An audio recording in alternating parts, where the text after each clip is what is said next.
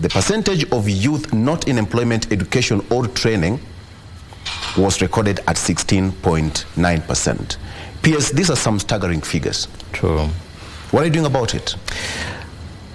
As I said earlier on, we have strategies that we are putting in place as government. They are not very encouraging statistics. Yes. They are not at all in any way.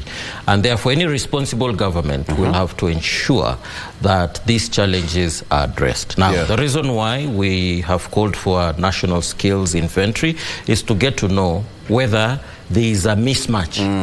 First of all, looking at the local economy.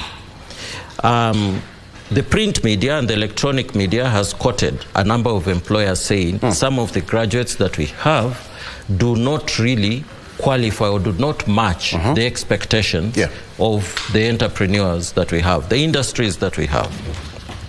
And therefore, we have gone out deliberately then to conduct a survey, see where there is a gap, and how we can be able to reduce that gap. So we'll do an analysis, you know, a very comprehensive analysis. And I'm happy, as of yesterday, 22,000 Kenyans had registered within the NEAMI system, the National Employment Authority Integrated Management System, you know, and more Kenyans are coming out to tell us, look, these are the skills that I have, you know, and I've been struggling for the last 5 years. I'm unable to secure employment. Where is the challenge? So it's going to be a very, very comprehensive analysis that we'll carry out. And the results that we'll come up with, we'll be able to share with educational institutions so that if there is need to review the curriculum that is in place, that should be undertaken. Let me give you an example. Go ahead.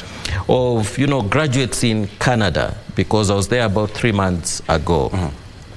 Most of the graduates in engineering usually undertake a postgraduate diploma in a community college to gain practical experience, you know.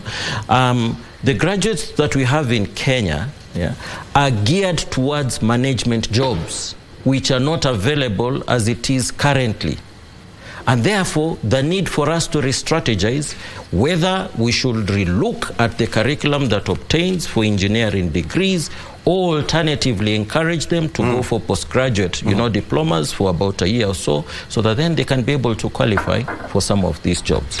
Because the industry does not need managers. The managers are there, you know. The industry needs workers, those who will undertake operational, you know, duties. And therefore, there is need for us to strategize to ensure that our graduates do not miss out on some of these jobs.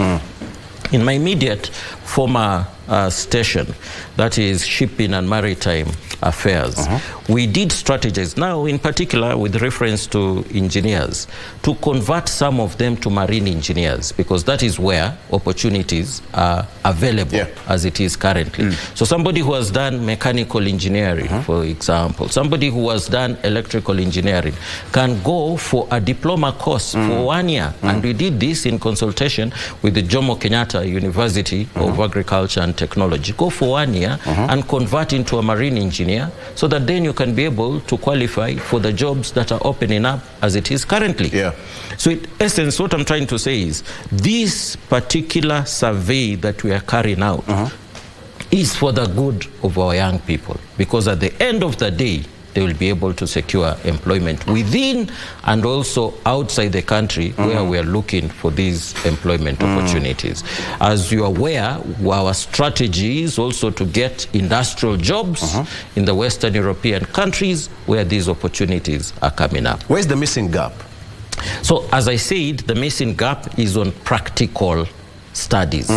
That is where the missing gap is, as of now. But you see, that is an assumption that we have, which will have to be, you know, proven out of the study that we'll carry out.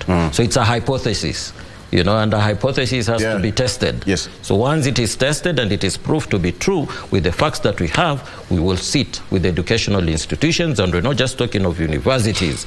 We're also talking of colleges. We're also talking of TVETs. We're also talking of village polytechnics, because we have to ensure that these young people are retooled to be able to secure employment and be able to make use of their skills to their own benefit. You were directed to carry out a comprehensive mapping of all available skills within the country. True. So far, what is the preliminary investigation and report that you have? So far, as I said earlier on, 22,000 Kenyans have registered, which is encouraging, owing to the fact that we launched... Is this a targeted number? The targeted number will be more than 1 million. That is a worrying trend, because we have more than 1 million, which means more than 1 million Kenyans do not have formal employment. Yes, as I said, in fact, it's not just 1 million. The statistics from Kenya National Bureau of Statistics indicate that we have 5 million young people who are unemployed. The figure that I gave earlier on is an annual one. Yeah. You know, the number of graduates that we produce on an annual basis. But the total figure as it is currently of those who are either underemployed, that means they are employed somewhere, but their skills are not being utilized to the maximum, and those who are not employed at all is 5 million, which is worrying. Yeah. And the government is so certain that this is going to change in the near future. This is a game changer, Victor. This is a major game changer, because we are restrategizing. The strategies that we've had before have not been of any assistance. We need to restrategize and ensure that we tackle this issue head on as it is.